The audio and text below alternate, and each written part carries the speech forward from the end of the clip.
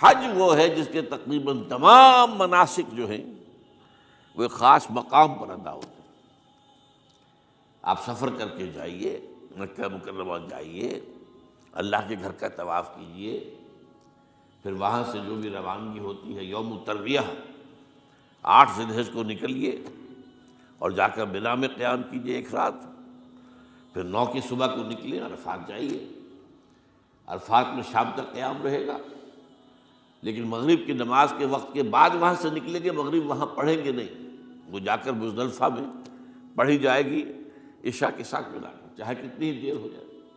بہرحال یہ ساری چیزیں ایک خاص مقام کے ساتھ ہیں، منسلک ہیں، ہر جگہ پر یہ ادا نہیں ہو سکتا۔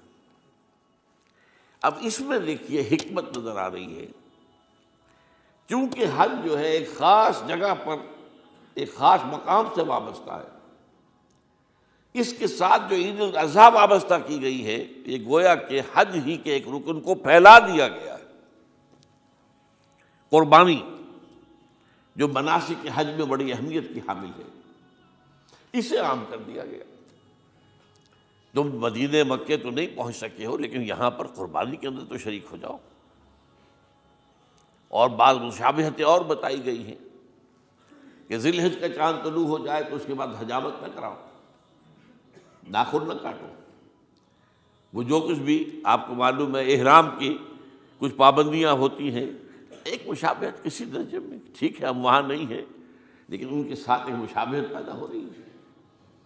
تو قربانی در حقیقت جو ہے عید الاضحیٰ وہ گویا کہ ایکسٹینشن ہے حج کی، کہ تمام عالم اسلام کے اندر جو ہے تمام مسلمان جہاں بھی کہیں ہیں وہ حج کے اس ایک منسک کے اندر شریک ہو جاتے ہیں۔ تو یہ میں نے چند باتیں تمہیداً عرض کی ہیں ان عبادات اربعہ کے بارے میں، ان کی جو ریلیٹیو حیثیت ہے ہمارے دین میں۔ اب آئیے حج کا معاملہ کیا ہے، وہ پورا ایک خاص علاقے سے متعلق ہے اور ایک خاص شخصیت سے متعلق ہے، یہ بھی نوٹ کر لیجیے۔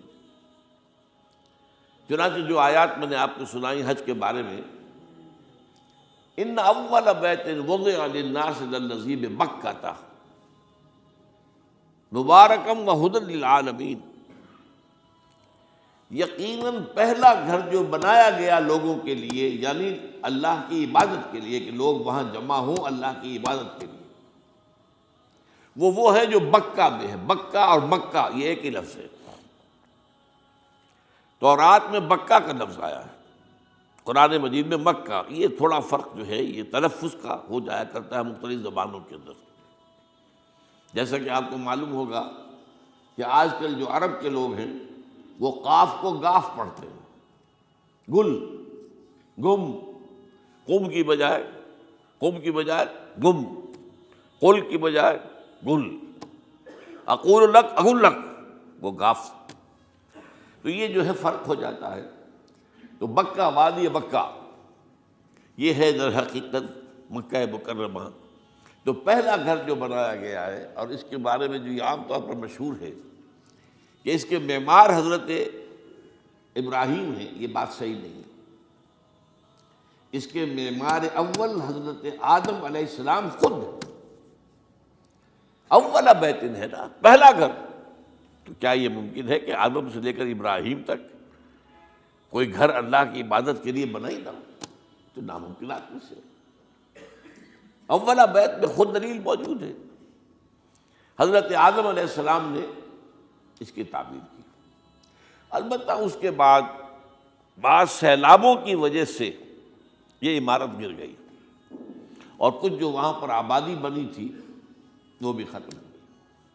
تو ایسے آتے ہیں، آپ کو معلوم ہے کہ یمن میں جب ان کا ایک بند ٹوٹا تھا بہت بڑا، سد معارم، تو پھر وہاں جو اتنی خوشحالی تھی اور جو وہاں پر جو باغات تھے اور جو کھیتیاں سب برباد ہو گئی، اور وہاں سے لوگ جو ہے نقل مکانی کرنے پر مجبور ہو گئے۔ یہی یمن کے قبائل تھے جو جا کر شام اور عراق میں آباد ہوئے، یہی یمن کے 2 قبیلے تھے جو مدینے میں آ کر آباد ہوئے، اوس اور خزرج، یہ یمن کے قبیلے تھے۔ تو اس بند کے ٹوٹنے کے بعد اگر خدا نہ خواستہ اگر ہمارا تربیلا ڈیم ٹوٹ جائے کیا ہوگا؟ پچھلے دنوں خبریں آئی ہیں اخبارات میں کہ ہندوستان میں غور ہو رہا ہے اس پر کہ تربیلا ڈیم کو اڑا دو۔ وہ سوچ رہے ہیں پاکستان کو ختم کرنے کی سبیل کیا ہو سکتی ہے، تو بڑی سمپل ہے اور بڑا آسان کام ہے، بمبارڈمنٹ کر دینا جو ہے۔ ٹھیک ہے ان کا جہاز آئیں، کچھ کو ہم گرا بھی لیں گے، لیکن کچھ تو آ کر جو ہے وہاں پر وہ اپنے بم جو ہے وہ ہدف کے اوپر گرا جائیں گے، کیا ہوگا؟ یوں سمجھیے کہ جو سونامی کا آیا تھا سیلاب، وہ سونامی کا سیلاب آئے گا پاکستان کے اوپر، اور ہر چیز تباہ و برباد ہو جائے گی۔ کم سے کم یوں سمجھیے کہ تقریباً 100 میل کی چوڑائی میں، اور یہ سب جو ہے ریگستان بن جائے گا، ہر چیز ختم ہو جائے گی، خدا نہ خواستہ، خدا نہ خواستہ۔ دوبارہ سد معارف کے بعد یہ صورتحال واقع ہوئی تھی، تو اس کے بعد سے یہ جو ہے یہ اللہ کا گھر یہ جو ہے گرا ہوا تھا۔ اس کی کوئی اب صرف یہ کہ قواعد رہ گئے تھے، قواعد کہتے ہیں جو بنیادیں ہوتی ہیں، وہ پھر اللہ تعالیٰ نے حضرت ابراہیم کو بتائیں کہ یہ ہیں وہ بنیادیں جن پر کہ وہ گھر ہوتا تھا۔ وَإِذْ يَرْفَعُ إِبْرَاهِيمُ الْقَوَاعِدَ مِنَ الْبَيْتِ وَإِسْمَاعِيلُ، ان بنیادوں پر حضرت ابراہیم اور اسماعیل نے مل کر دو معماران حرم نے یہ عمارت جو ہے دوبارہ تعمیر کی ہے۔ تو گویا کہ حضرت ابراہیم علیہ السلام معمار دوم ہیں، معمار اول اس کا جو ہے وہ خود حضرت آدم علیہ السلام۔ فیہ آیات بینات مقام ابراہیم، مقام ابراہیم ہے، جو بھی وہاں گئے ہیں انہوں نے دیکھا ہے کہ ایک پتھر تھا جس پر کھڑے ہو کر حضرت ابراہیم علیہ السلام تعمیر کر رہے تھے۔ اب آج تو آپ کو معلوم ہے اسکیفولڈنگ لگ جاتی ہے، بانس لگ گئے، یا آج کل تو جو ہے پائپس جو ہے لوہے کے اس سے لگا کر، تو جیسے جیسے عمارت اٹھتی جا رہی ہے اسی طریقے سے اس کے ساتھ جو ہے وہ چل رہے ہیں اور ان کے اوپر کھڑے ہو کر تعمیر ہو رہی ہے۔ تو اس وقت کچھ نہیں تھا، تو ایک پتھر ایسا تھا کہ جو خود بخود اٹھتا تھا اللہ تعالیٰ کے اٹھانے سے، یا یوں کہیے کہ ملائکہ کے اٹھانے سے، اور اسی پر حضرت ابراہیم کھڑے ہو کر وہ پتھروں کے اوپر پتھر رکھتے جا رہے تھے، اور اس کی وجہ سے اس پتھر کے اوپر کتنی دیر کھڑے رہنا ہوا ہوگا حضرت ابراہیم علیہ السلام کا کہ اس پر ان کے پاؤں کے نشان بن گئے۔ وہ ہے مقام ابراہیم، جو آپ نے دیکھا ہوگا کہ وہاں ایک بہت خوبصورت قسم کا ایک پنجرا سا بنا ہوا ہے، اور اس کے اندر وہ مقام ابراہیم ہے۔ اور جب بھی طواف کرتے ہیں تو طواف کے بعد 2 رکعتیں جو ہے وہ پڑھی جاتی ہیں ابراہیم، مقام ابراہیم کے پیچھے، جتنا بھی قریب تر ہو کر پڑھا جا سکے، لیکن بہرحال رخ ادھر ہے۔ تو فیہ آیات بینات مقام ابراہیم ومن دخلہ کان آمنا۔ تو ایک تو یہ کہ وہ نشانیاں ہیں، وہ اللہ تعالیٰ جن لوگوں کی کہ دل کی آنکھ کھلی ہو، روحانی آنکھیں کھلی ہو، ان کو دکھاتا ہے، اور ایک وہ ہے کہ جو ہماری ان سامنے کی ظاہری آنکھوں کو بھی نظر آتی ہے۔ یہ نوٹ کر لیجئے کہ یہ مقام امن کا گہوارہ رہا ہے۔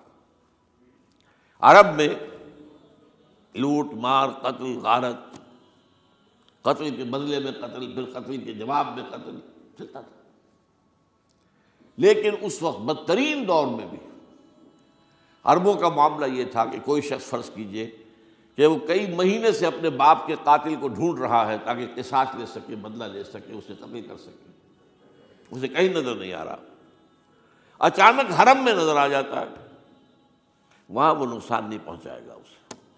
یہ امن کا گھر ہے، اللہ تعالیٰ نے اسے امن کی جگہ بنایا ہے، بلد الامین کہا گیا ہے اس کو، امن والا شہر۔ تو یہ جو ہے یہ تو آج تک بھی اس کی جو برکت ہے وہ نظر آتی ہے۔